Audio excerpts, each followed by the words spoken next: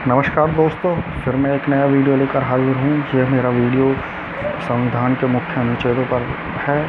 सबसे पहले मैं आपसे ये कहना चाहता हूँ कि मेरा जो रीसेंट वीडियो यूट्यूब पर आया है उसकी वीडियो क्वालिटी ख़राब है, इसके लिए मैं क्षमा चाहता हूँ। लेकिन मैंने उस वीडियो में जो अनुच्छेद बताए हैं उनकी डिस्क्रिप्शन मैंने वीडियो के डिस्क्रिप्शन में लिख दिया है। आप वहां से अनुच्छेद पढ़िए और मेरे वीडियो में जो मेरी ऑडियो आवाज़ है उसे सुनिए, क्योंकि कुछ तथ्य सिर्फ मैंने बोल कर ही बताए हैं। तो आइए शुरू करते हैं आज का अनुच्छेद। पहला अनुच्छेद 72। अनुच्छेद 72 में राष्ट्रपति को कुछ विशेष मामलों में दंडादेश के निलंबन, लघुकरण व क्षमा देने का अधिकार दिया गया है। इससे अगला अनुच्छेद है अनुच्छेद 74 74, जिसमें राष्ट्रपति को सलाह व सहायता देने के लिए मंत्रिपरिषद का प्रावधान है। इससे अगला अनुच्छेद है अनुच्छेद 78 78। इसमें राष्ट्रपति को जानकारी देने आदि के संबंध में प्रधानमंत्री के कर्तव्यों का जिक्र है। इससे अगला अनुच्छेद है अनुच्छेद 110, जिसमें धन विधेयक की परिभाषा है।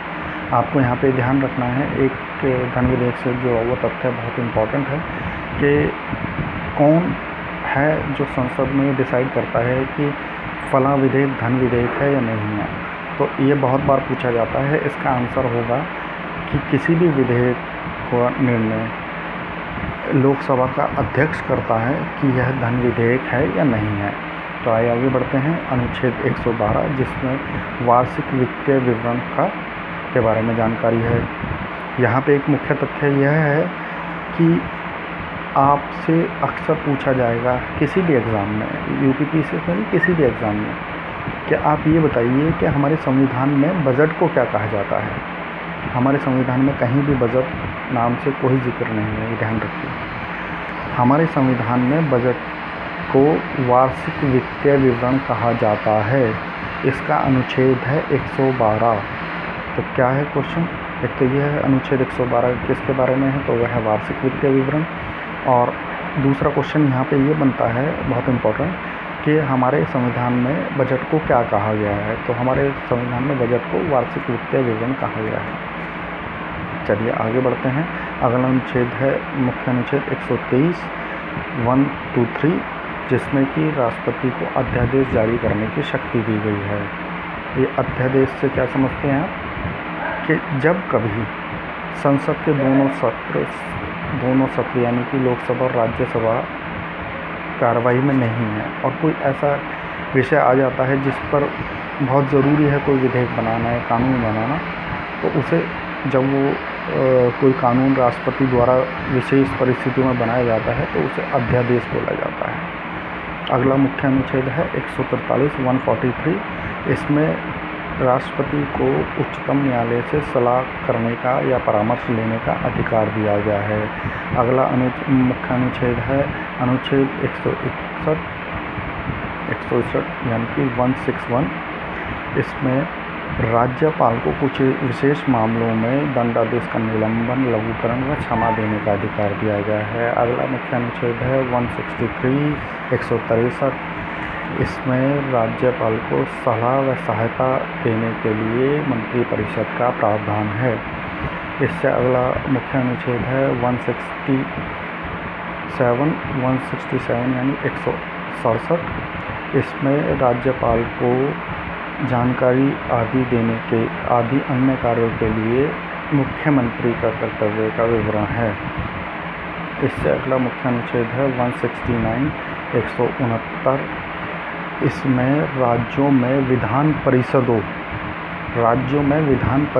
के गठन व विघटन से संबंधित कार्यवाही का जिक्र है।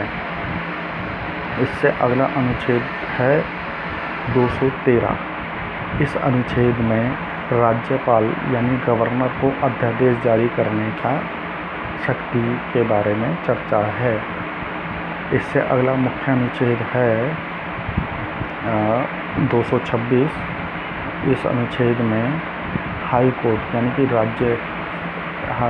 किसी भी स्टेट की हाई कोर्ट को रिट जारी करने का अधिकार है, रिट जारी करने की शक्ति के बारे में जिक्र है। इससे अगला मुख्य अनुच्छेद है 239 AA 239 AA। इस अनुच्छेद में दिल्ली के संबंध में विशेष उपबंध हैं। दिल्ली यानी हमारी राजधानी के विषय में विशेष उपबंध हैं। यह अनुच्छेद 239 AA हमारे संविधान में नहीं था, ये बाद में जोड़ा गया है। यह 69वें संविधान संशोधन जो कि 1991 में आया उसके द्वारा जोड़ा गया है। ठीक है, इसके लिए एक मुख्य तथ्य यह है। इससे अगला मुख्य अनुच्छेद है 249 249। इस अनुच्छेद में राज्य सूची के विषय के संबंध में राष्ट्रीय हित में कानून बनाने की संसद की शक्ति।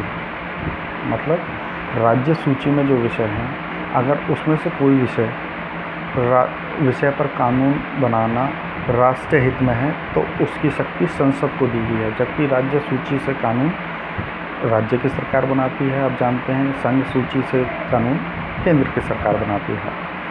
इसमें एक मुख्य तथ्य यह है कि वर्तमान में राज्य सूची में कितने विषय हैं। जब संविधान बना था, जब 66 थे, अब वर्तमान में 61 विषय हैं, सब्जेक्ट हैं जिस पर राज्य कानून बना सकता है, राज्य कानून बना सकते हैं। अगला अनुच्छेद है 162।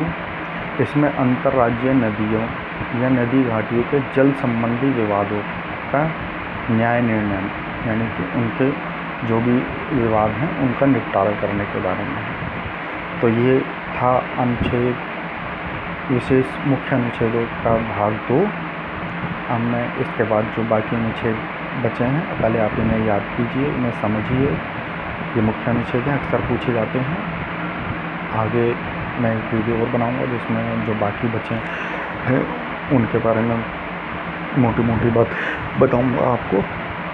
ठीक है, आप पढ़ाई में लगे रहिए, अच्छे मन से लगे रहिए, अपने पे विश्वास रखिए, कामयाबी ज़रूर मिलेगी। नमस्कार, जय श्री राम।